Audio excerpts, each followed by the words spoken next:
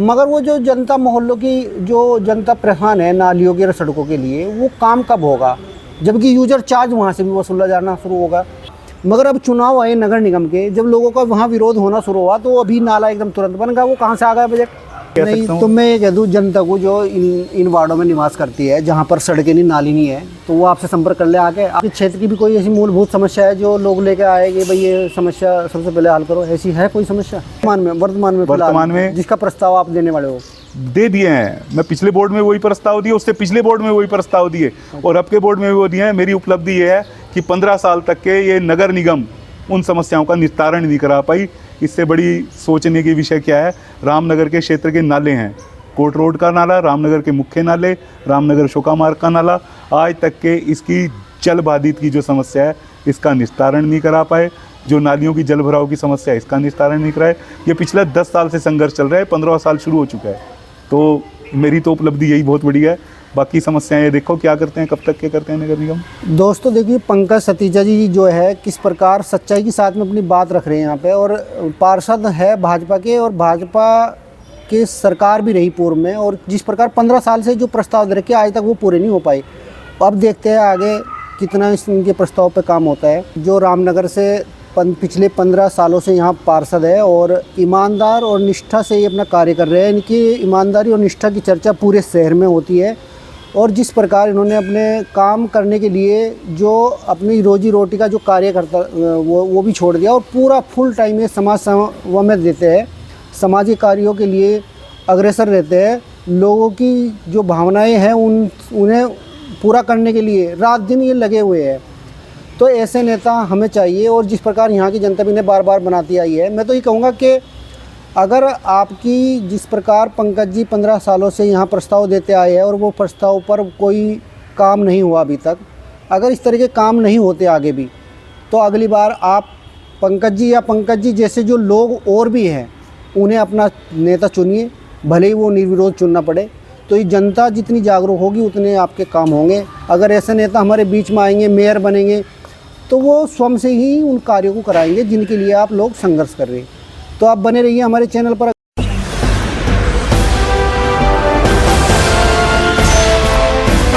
नमस्ते, मैं हूं राम कुमार चौहान, आप देख रहे हो अपडेट डिस्कस। अपडेट डिस्कस में आज हमारे साथ में जो मेहमान हैं उनका मैं परिचय करा देता हूं। रुड़की नगर निगम से रामनगर से जो पार्षद है, पिछले 15 सालों से यहां पर पंकज सतीजा जी पार्षद है और आज हमारे साथ में डिस्कस करने के लिए मौजूद है। पंकज जी, आपका हमारे चैनल पर बहुत बहुत स्वागत है। धन्यवाद चौहान साहब, आपका बहुत बहुत धन्यवाद। आपने मुझे इस योग्य समझा कि अपने चैनल पर स्थान दिया, धन्यवाद। मैं आपको बता दूं दर्शकों को, पंकज सतीजा जी जो है पिछले 15 सालों से यहाँ पर पार्षद चुने गए हैं रामनगर के अंदर। और इनकी विशेषता ये है कि लोग इन्हें सर माथे पर रखते हैं और बहुत भारी संख्या में इन्हें चुनाव जिताते हैं। तो इसका क्या कारण है, उन सभी सवालों को लेकर के आज पंकज जी से हम बातचीत करेंगे। पंकज जी, मैं पहले आपके थोड़ा सा जीवन के विषय में जानना चाहता हूँ कि आपकी एजुकेशन कहाँ से हुई? मेरा जन्म यहीं रामनगर रुड़की क्षेत्र का है। मेरा जन्म सन 1978 में हुआ और हम 2 भाई और 2 बहनें हैं। बहनें विवाहित होकर अपने घर में सकुशल हैं और मेरे भैया आईआईटी में जॉब करते हैं। मेरे पिताजी सेवानिवृत्त आईआईटी से ही रह चुके हैं और मेरे भैया भी आईआईटी में ही हैं। इसके अतिरिक्त मेरा जो स्कूली शिक्षा हुई रामनगर प्राथमिक विद्यालय नंबर 18 से हुई है। इसके पश्चात यहाँ पर ही रामनगर क्षेत्र में माध्यमिक उच्चतर विद्यालय है, उसमें कक्षा 8 तक की शिक्षा ग्रहण करी। इसके पश्चात मैंने रुड़की गई डीएवी इंटर कॉलेज है, इसमें अपनी शिक्षा करी और बीएसएम डिग्री कॉलेज से मैंने स्नातक किया।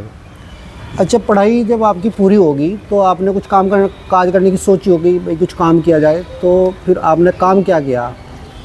जी, जब लगभग मैंने अपनी कक्षा 12 उत्तीर्ण कर ली थी, उसके अच्छा। पश्चात एक मन में इच्छा जागृत हुई। तो पिताजी आईआईटी में थे, अब तो वो सेवानिवृत्त हैं। उन्होंने ही कहा, कहने लगे कि अपना कुछ इस तरीके का काम देखो जिससे तुम्हारी शिक्षा भी चलती रहे और साथ में कोई रोज़गार भी अपना जीवन यापन के लिए ज़रूरी है। उन्होंने मुझे सहयोग किया और उन्होंने आईआईटी से ही स्टेशनरी सप्लाई के लिए मेरा रजिस्ट्रेशन कराया और उसमें मैंने अपना काफ़ी समय तक के कार्य भी किया और लगभग ये कह दो कि रजिस्ट्रेशन के ज़रिए ही मैंने स्टेशनरी की सप्लाई करी आईआईटी में और अपना रोज़गार का माध्यम भी रहा और बीच बीच में मैं अपनी समाज सेवा क्या लोगों की जन सेवाओं में भी लगा रहा और इस तरीके से मेरा जीवन चलना शुरू हो गया था। आपने चुनाव लड़ा 2013 में निर्दलीय, उस समय जब 2013 में चुनाव लड़े जी जी जी। तो आपको मतलब क्या लगा कि चुनाव लड़ा जा? राजनीति की कहीं पे भी इच्छा नहीं रही थी, शुरू से ही नहीं रही थी। एक ये था जब मैं देखता था कि कुछ सामाजिक गतिविधि भी होनी ज़रूरी है। जो इंसान समाज में है और वो समाज में अपनी सहभागिता नहीं करा रहे ना, तो वो फिर सामाजिक प्राणी ना माना जाता है। तो मैंने उसी चीज़ को मद्देनज़र रखते हुए अपनी समाज में सहभागिता की दृष्टि से ही समाज के लोगों में अपनी सहभागिता के दृष्टिगत कहीं ना कहीं इन कार्यों की तरफ अपना बढ़ावा दिया कि किसी को कहीं सहयोग की ज़रूरत है उसके सहयोग में चला गया। उस समय महेंद्र काला जो अपने पूर्व सभासद पार्षद भी रह चुके हैं, अच्छा, उनके ही सहयोग से मैं थोड़ा इस लाइन में आगे बढ़ना शुरू हुआ। और फिर धीरे धीरे जब देखिए कोई माता पिता बच्चे को जो जन्म लेता है बालक, उसे उंगली पकड़ के चलना सिखाते हैं, तो वो जब बच्चा उंगली पकड़ के चलना सीख जाता है तो फिर धीरे धीरे खुद ही अपनी मार्ग भी अग्रसर करता है। तो इसी तरीके से ही मैं जब थोड़ा बहुत इस लाइन में गया तो लगने लग गया कि समाज में अपनी सहभागिता ज़रूरी है और समाज की सहभागिता को ही मद्देनज़र रखते हुए मैंने धीरे धीरे अपना जहाँ हो सकता था सहयोग में बढ़ा। कोई मैंने इसे उस रूप में नहीं लिया कि मैं इसमें कहीं चुनाव लड़ूंगा या कोई राजनीति लाभ उठाऊंगा, और सहयोग की भावना से ही आगे बढ़ा और लोगों ने उस सहयोग की भावना को मेरे को चुनाव लड़ा करके अपना अमूल्य प्यार दिया, योगदान दिया। अच्छा, 2013 से पहले जो यहाँ सभासद हुआ करते थे तो महेंद्र काला जी थे? 2013 से पहले उस समय ये 2 वार्डों में विभाजित था रामनगर। अच्छा। उसमें वार्ड नंबर 18 और 15 बोला जाता था। अच्छा। अब तो रामनगर 2 वार्ड जो हैं, हाँ। 25 और 38 हैं। हाँ। तब उस समय एक वार्ड में अपने महेंद्र काला जी रहे हैं और दूसरे वार्ड के अंदर अपने स्वर्ग सिधार चुके दिलीप कुमार दीपा जी वो रहे थे।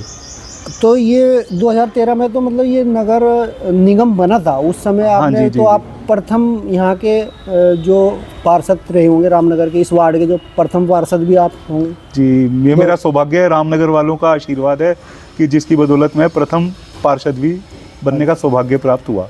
ये सब इसका श्रेय रामनगर को ही जाता है। तो जब से ये नगर निगम बना तब से आप यहाँ पे पार्षद हो लगातार? जी, बस ये सब प्रभु की कृपा है और रामनगर क्षेत्रवासियों का ही आशीर्वाद है। अच्छा, निर्दलीय आप चुने गए, उसके बाद में फिर आपको भाजपा ने टिकट दिया 2019 में? जी जी, हाँ जी, हाँ जी जी। तो भाजपा ने क्यों दिया, कांग्रेस ने क्यों नहीं दिया?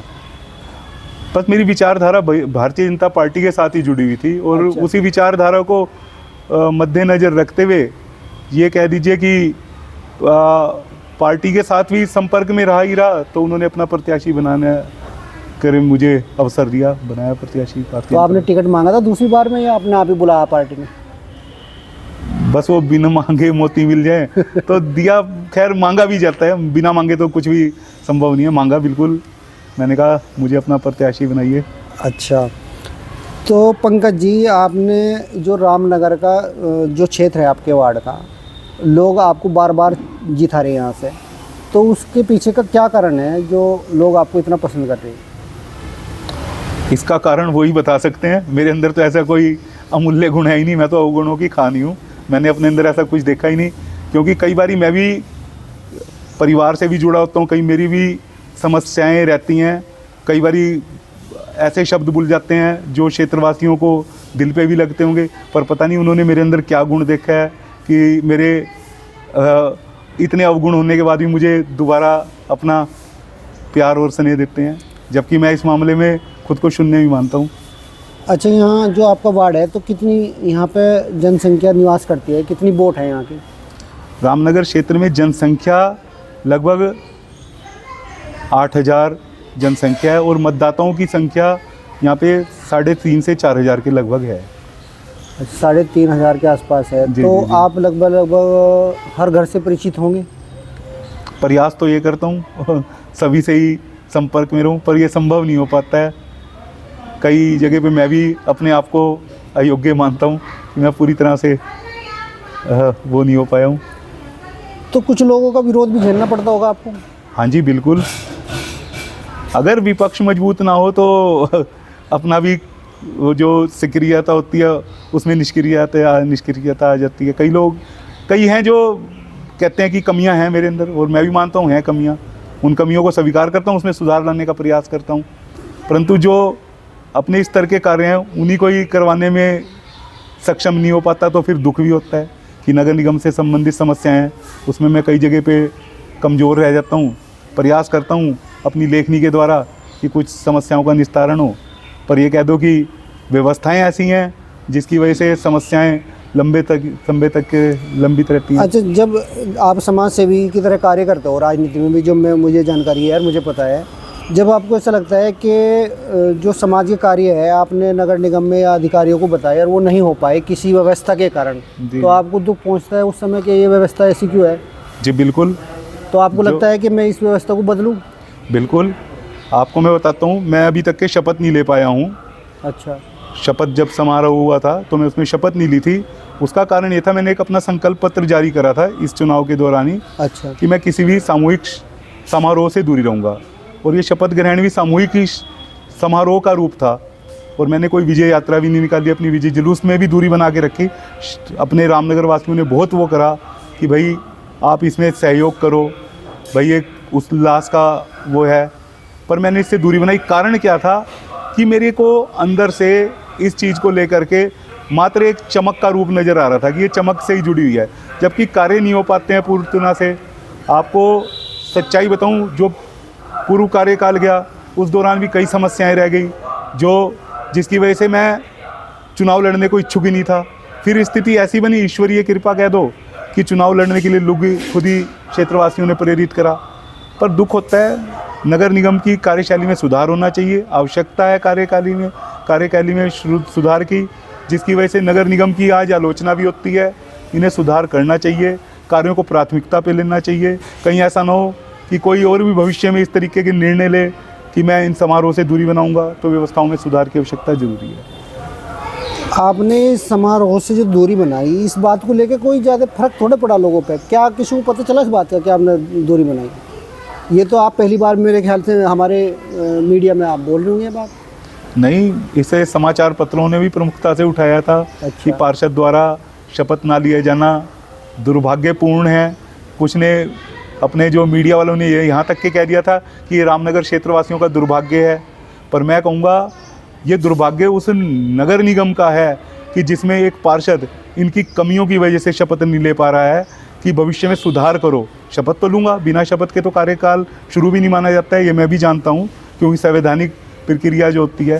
परंतु इस विषय पे खुद नगर निगम को सोचना चाहिए, विचार करना चाहिए कि अगर एक पार्षद शपथ नहीं ले रहा है तो हमारे को अपनी व्यवस्थाओं में सुधार करनी चाहिए। व्यवस्थाओं में सुधार नहीं होगा तो भविष्य में हो सकता है, पता नहीं, ये तो एक छोटा कदम है, और भी कदम उठेंगे कि जिसकी वजह से इनकी कार्यशैली में सुधार जरूरी है। तो क्या चाहते हो आप, क्या सुधार होना चाहिए?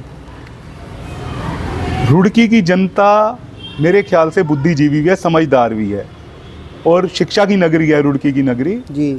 आज समस्याएं ऐसी हैं जिनके लिए आदमी शायद एक समय तक के तो प्रयास करेगा, उसके बाद वो भी हताश निराश होकर के ना वो यही कहेगा, जब इसकी कार्यशैली ऐसी है तो हम इससे क्या उम्मीद करें। कम से कम समस्याओं को कम से कम समय में ही निस्तारण कर देना चाहिए, चाहे वो नालियों की समस्या है, चाहे नालों की समस्या है, चाहे कोई निर्माण कार्य है, चाहे ये आवारा पशुओं कुत्तों की समस्याएं हैं, चाहे ट्रैफिक लाइट की समस्याएं हैं, चाहे कूड़ेदान की समस्याएं हैं। जो नगर निगम से जुड़ी हुई समस्याएं हैं उसका प्रयास करें कि जल्द से जल्द निस्तारण हो। इसमें कोई ये ना दिखाएं कि ये वर्चस्व की लड़ाई बना करके कि ये समस्या हमारे संज्ञान तक के क्यों नहीं आई, हमारे संज्ञान में आनी चाहिए थी तभी निस्तारण होगा। अगर वो मेयर साहब के संज्ञान में आ रही है तब भी निस्तारण हो, अगर वो नगर आयुक्त के संज्ञान में आ रही है तब भी निस्तारण हो, उसे जल्द से जल्द समस्याओं का निस्तारण किया जाए।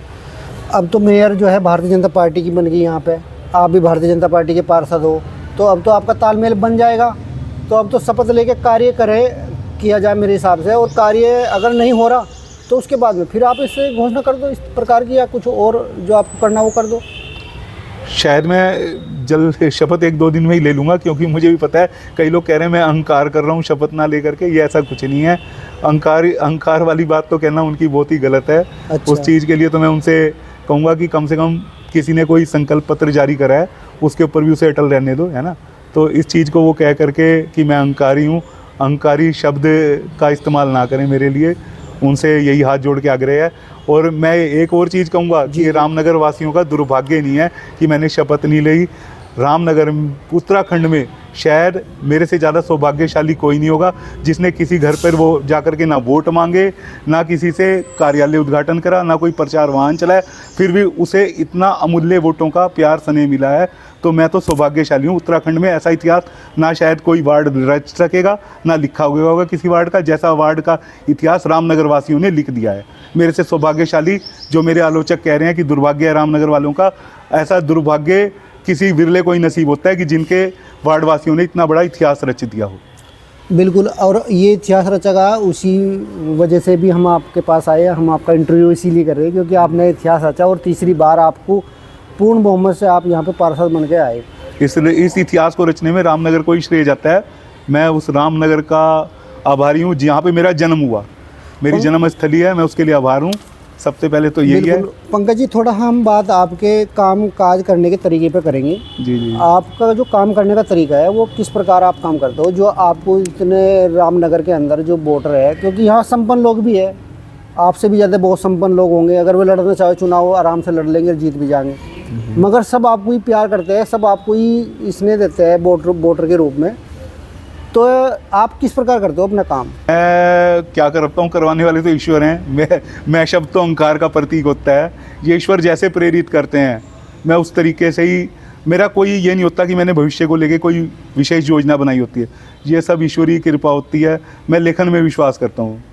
और सही बताऊँ, अगर आप भी मेरे घर पे आप देखेंगे तो मेरे घर पर कम से कम बता रहा हूँ, अगर इससे कम वजन की मेरे घर पे छाया प्रतियाँ निकल जाए प्रार्थना पत्रों की, तो मैं निसंकोच पद से इस्तीफा दूँगा। कम से कम मेरे घर पे 80 किलो से ज़्यादा वजन का प्रार्थना पत्रों की छाया पत्ती पड़ी होंगी, जिसे मैंने सुरक्षित रखा हुआ है, खाली इस वजह से कि मेरा संघर्ष जारी है। तो छाया प्रति के साथ साथ में जो विकास कार्य है, जैसा मतलब नगर निगम एक फंड आता है, पार्षदों का भी कोई फंड आता है? पार्षदों का फंड नहीं होता है, पार्षद एक प्रस्तावक होता है। पार्षद एक प्रस्ताव दे देगा, उसके ऊपर नगर निगम एक अनुमानित लागत बनाएगी, उसके बाद वो बोर्ड से स्वीकृत हो जाता है। बोर्ड से स्वीकृत होने के बाद ये शासन में जाएगा, शहरी विकास मंत्री के यहाँ पर कार्यालय पर, और वहाँ से उसके ऊपर कार्रवाई करी जाती है। फिर उस बजट के ही आधार पर वार्डों में विकास कार्य होते हैं। कितने प्रस्ताव आप अभी तक आपने दिए अपने वार्ड के लिए? मैंने वार्ड के लिए क्या, मैंने रुड़की के जनहित के लिए भी दिए हुए हैं प्रस्ताव। अच्छा। अब उसके ऊपर ये कहाँ तक के उम्मीदों पे जनता की खरे उतरते हैं, ये इन्हें देखने हुआ है, और उतरना चाहिए।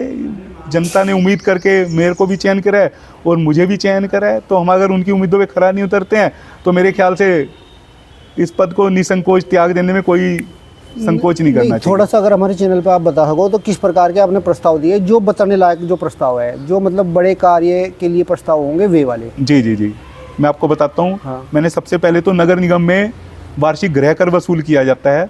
जी। वार्षिक गृह कर क्या होता है, ये शायद अभी जो बाहरी क्षेत्र हैं नगर निगम से बाहर के, जिसमें सलेमपुर, राजपूताना, कृष्णा नगर, प्रेम नगर, इधर मोहनपुरा, दक्षिणी उत्तरी, और इधर क्या बोलते हैं सुनहरा वार्ड हो गया। हाँ। उधर आपके शेरपुर, शंकरपुरी, हाँ। इनमें ये गृह कर व्यावसायिक कर लागू नहीं किया गया है। अच्छा। जो इन क्षेत्रों में 20 वार्डों में लागू है ये। इसमें मैंने क्या मांग करी हुई है, एक प्रस्ताव दिया है कि जो विधवा महिलाएं हैं जिनके नाम पर गृहकर संपत्ति चल रही है, बिल्कुल, कम से कम उनके ऊपर मानवता के आधार पर उनको कर मुक्त किया जाए। उनसे वार्षिक गृहकर साल में एक बार आता है, उनसे वार्षिक गृहकर ना लिए जाएं। ये प्रस्ताव दिया हुआ है। इसके ऊपर कहाँ तक के ये अपना पूरा कर सकते हैं, देखने वाला विषय है। अच्छा, पिछली योजना के अंतर्गत जब ये गौरव गोयल जी यहाँ पे मेयर थे रुड़की के अंदर, और उन्होंने बीच में ही त्यागपत्र दे दिया, छोड़ दिया, और उसके बाद में जो ये कूड़ा उठाने वाली गाड़ियाँ मोहल्ला मोहल्ला जाती है, जी जी इन्होंने एक शुल्क रखा वहाँ पे 100 रुपये और 50 रुपये। जी जी जी जो बड़ा घर है उससे 100 रुपये, जो थोड़ा छोटा है उससे 50 रुपये। जी जी जी तो क्या ये सरकार की योजना थी या नगर निगम ने अपने आप ही ये कर वसूलना शुरू कर दिया? और ये कर वहाँ से भी वसूला गया जो नए नगर निगम में क्षेत्र नए जुड़े थे, तो इस पर भी आपने उठाई आवाज़? जी जी मैं बताता हूँ, ये इसे बोल रहे थे यूज़र चार्ज। यूजर चार्ज, ठीक है जी। जी यूज़र चार्ज का अर्थ क्या था? यूज़र चार्ज का अर्थ था कि इन्होंने एक समूह बना दिए गए थे, महिलाओं के समूह। हाँ, उस महिलाओं के समूह बना करके इन्होंने उन्हें घर घर जा करके यूज़र चार्ज लेने के लिए गाइडलाइन जारी कर दी थी।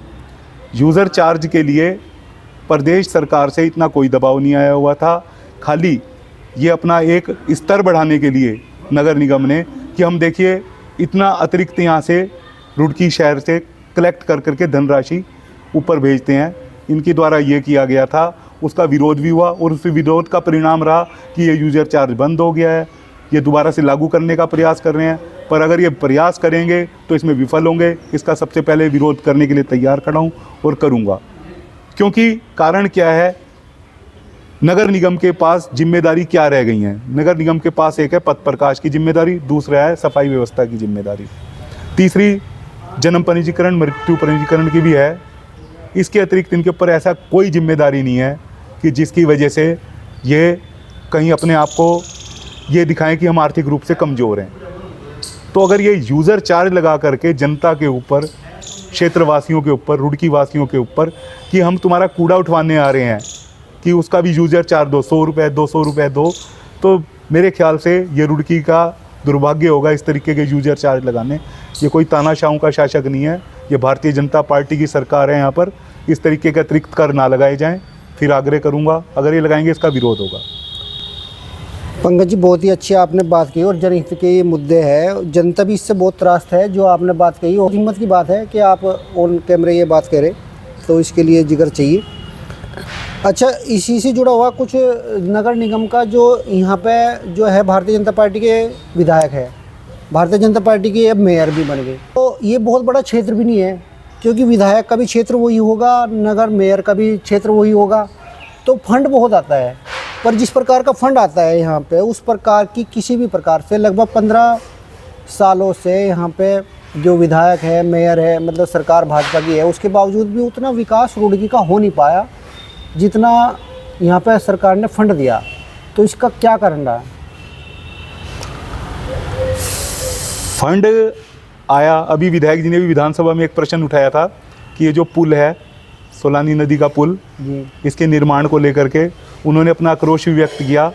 अपने सिंचाई मंत्री माननीय सतपाल महाराज जी के आगे इस मुद्दे को उठाया, उन्होंने प्रमुखता से उठाया, और उन्होंने माननीय मंत्री जी ने ये कह दिया कि 48 करोड़ का इसका बजट बनाया गया है और केंद्र से स्वीकृत नहीं हुआ है, बजट नहीं आ पाया है। तो ये आलसी पद्धति ना हो, अगर विकास कार्यों के लिए बजट शीघ्र अतिशीघ्र आवंटन हो। अच्छा, बजट नहीं होगा तो चाहे विधायक हो, चाहे मेयर हो, चाहे पार्षद हो, बिना बजट के तो वो भी भिक्षुक की समान है, एक भिखारी की तरह से है। वो भी क्या कहेगा, वो जाके आगे आग्रह करेगा। तो इसमें आलसी पद्धति ना अपनाई जाए, बजट को शीघ्र अतिशीघ्र लागू करके जो भी बनता है विकास कार्यों से करवाए जाएं। नहीं, बजट तो देखो, सरकार को जब ये लगता है कि हमारी सरकार जा रही या जनता नाराज़ हो रही, वोट नहीं दे रही, तो वो 2 दिन में बजट तैयार हो जा। आपको एक उदाहरण देता हूँ मैं, यहाँ कृष्णा नगर जो गली नंबर 20 है, वहाँ 2-2 फुट पानी भरा हुआ था, आपको भी पता है, सारी जानकारी है। और वो पूरे 2 साल तक वो पानी भरा रहा, लोग वहीं से निकल के जाते थे। स्काईवर्ड स्कूल है, बच्चे भी वहाँ गिरते थे, कई बार साइकिल भी वहाँ डूब गई, रिक्शा भी डूब गई, मतलब बहुत सारा वहाँ उन्होंने लोगों ने वो सेया। मगर अब चुनाव आए नगर निगम के, जब लोगों का वहाँ विरोध होना शुरू हुआ, तो अभी नाला एकदम तुरंत बन गया। वो कहाँ से आ गया बजट? तो बजट तो सरकार वो दे देगी, जब तक आप उसे बजट उस तरह से नहीं मांगती जनता भी, तो तब तक नहीं देती। सही कह रहे हो। तो ये जनता की कमी है या जो हमारे प्रतिनिधि हैं उनकी? अब आपको आप बीती स्थिति बताता हूँ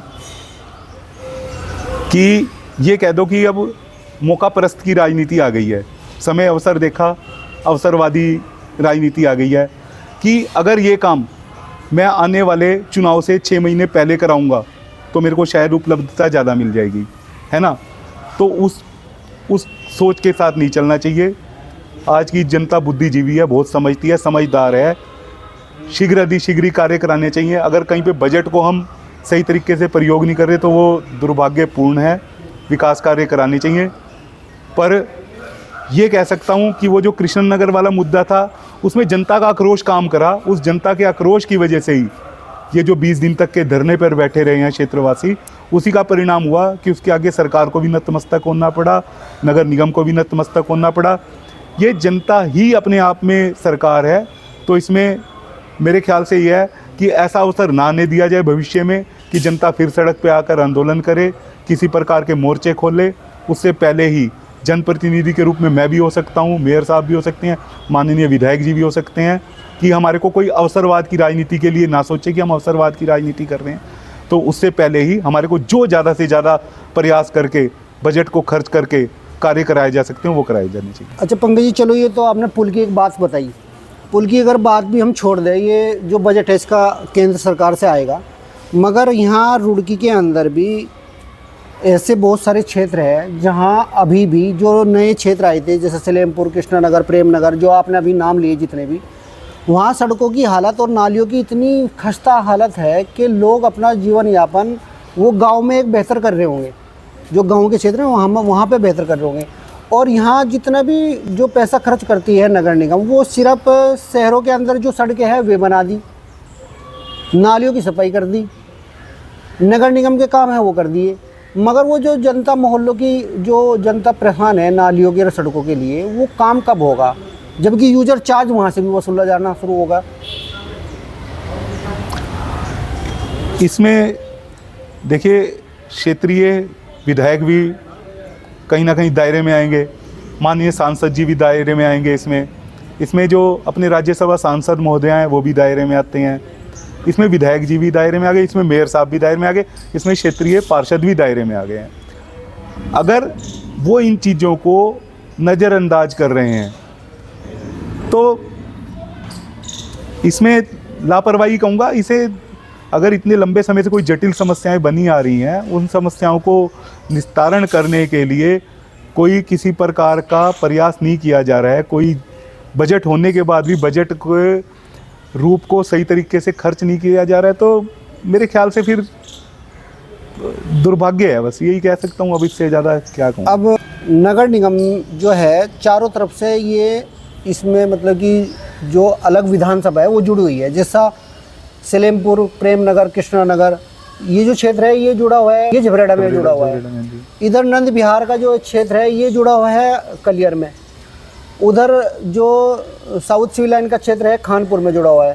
तो इसमें लगभग और एक विधायक हमारे हो गए रुड़की के, तो 5 विधायकों का क्षेत्र भी है ये, एक मेयर भी है यहाँ, उसके बावजूद भी इतनी समस्या। तो क्या समाधान है आपकी नज़र में? क्या किया जाए? जनता कहाँ जाए, किसके पास जाए जनता? देखिए, भगवान श्री कृष्ण ने भी गीता में एक ही चीज़ कही है, कर्म करते चलो, फल की इच्छा ना करो, संघर्ष करते रहो, कुछ ना कुछ। मैं तो देखिए शायद वही कहना नहीं चाहिए कि शायद कोई तहसील दिवस मेरे से कहीं पर छूटता हो या कोई ऐसा अवसर छूटता हो जब मैं समस्याएं न उठाता हूँ। प्रयास करते रहना चाहिए। मैं अगर ये कहूँ कि सारी समस्याओं का निस्तारण हो जाएगा तो फिर तो वो ईश्वर बन जाएगा, तो समस्याएं तो चलती रहती हैं। अब यही कह सकता हूँ। तो मैं ये कह दूँ जनता को जो इन वार्डों में निवास करती है जहाँ पर सड़कें नहीं, नाली नहीं है, तो वो आपसे संपर्क कर ले आके। आप नहीं, मैं बात तो नहीं उठा पाऊँगा। बाकी ये है कि उनके प्रयास में सहयोग कर पाऊँगा, सहयोग करूँगा जहाँ से के संभव होगा। और मैं फिर आग्रह करूँगा, चाहे माननीय आपके कैमरे के माध्यम से ही, चाहे माननीय विधायक जी हों, चाहे सांसद महोदय हों, चाहे हमारी राज्यसभा सांसद महोदया जी हों या मेयर साहिबा हैं, तो चाहे पार्षद जी भी हैं, उन्हें कम से कम लोगों की पीड़ा को देखना चाहिए।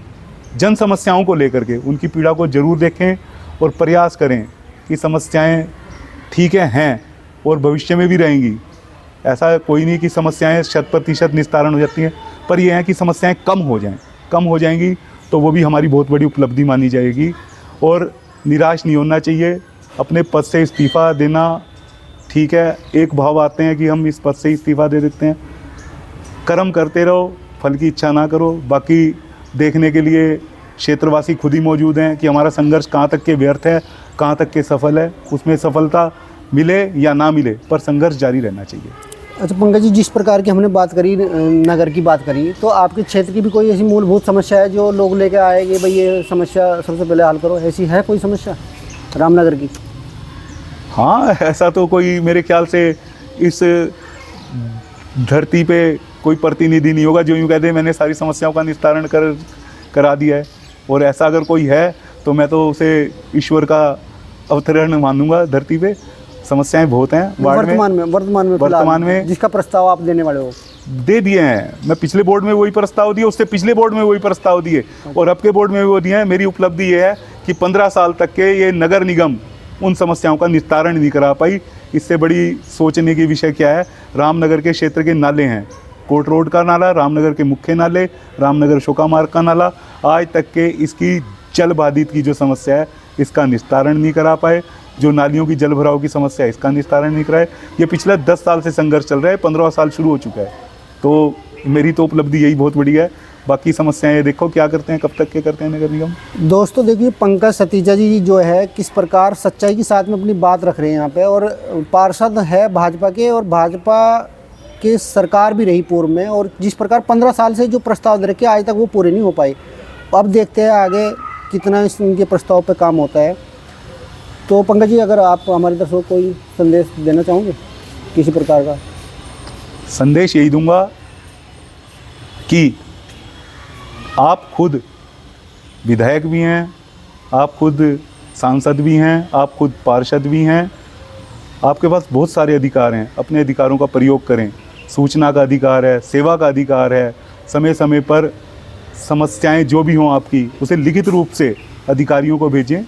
हमारे ऐसा नहीं कि सुनवाई नहीं होती है, सुनवाई भी होती है। बस ये आपकी जागरूकता का परिचय आपकी समस्याओं का निस्तारण करने में सक्षम है। आप खुद ही अपने आप में बहुत सक्षम हैं।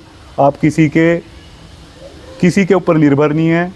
ईश्वर ने आपको इस धरती पे कर्म करने के लिए भेजा। कर्म कीजिए और फल भी मिलेगा, ऐसा नहीं है फल नहीं मिलने का। ये नहीं कि मैं कोई बहुत बड़ा विद्वान हूँ, बहुत बड़ा ज्ञानी हूँ तो ये बात कह रहा हूँ। मैं अपने अनुभव के आधार पे कह रहा हूँ। संघर्षों की जीत होती है, संघर्षों में निराश नहीं होना चाहिए। जीत होगी और अवश्य जीत होती है। अंत में जीत हमेशा सत्य की होती है।